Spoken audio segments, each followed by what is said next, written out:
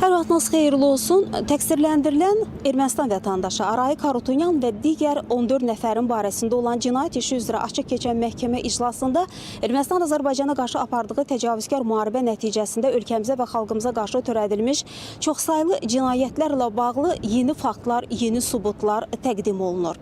Məlum olur ki, o zamanlar vaxtilə Azərbaycan torpaqları işğal altında saxlanılanda burada aparılan qanunsuz məskunlaşma planlı şəkildə həyata keçirilib. Bununla bağlı qondarma rejim 2001-ci ildə hətta 10 illik proqram qəbul edib.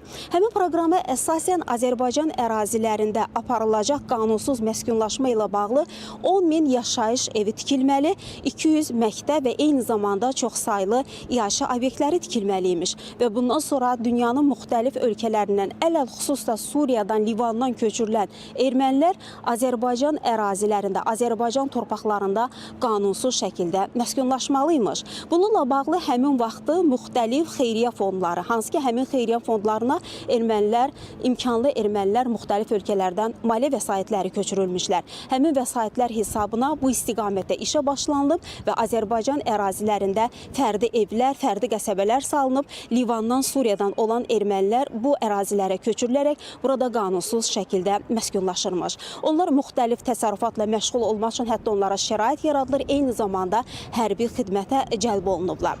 İfadələrdə də bu bir daha təsdiqini tapır. Hətta Bako Sakyan ifadəsində bildirdi ki, hədəf 200 min erməninin Azərbaycan ərazilərində məskunlaşdırılması olub. Amma bu hədəfə çata bilməyiblər. Çünki aparılan, görülən işlər kifayət qədər olmayıb, eyni zamanda lazımı səviyyədə təbliğat işləri apara bilməyiblər. Bu cür faktlar, sübutlar məhkəmə prosesində olduqca çoxdur və onlar təqdim olunur. Eyni zamanda təqsirləndirilən şəxslər dövlət ittihamçılarının suallarını cavablandırır və ifadələrdə bunu etiraf edirlər. Bizim bu saata çatdıracaqlarımız hələlik bu qədər, amma bu cür faktlar qeyd etdiyimiz kimi çoxdur. Biz xəbərlərin növbəti buraxılışında bugün keçən açıq iclasla bağlı, belə faktlarla bağlı növbəti buraxılışlarda da tamaşaçıların diqqətinə xəbərləri çatdırmağa çalışacaq deyərək sözü yenidən mərkəzə, studiya ötürürük.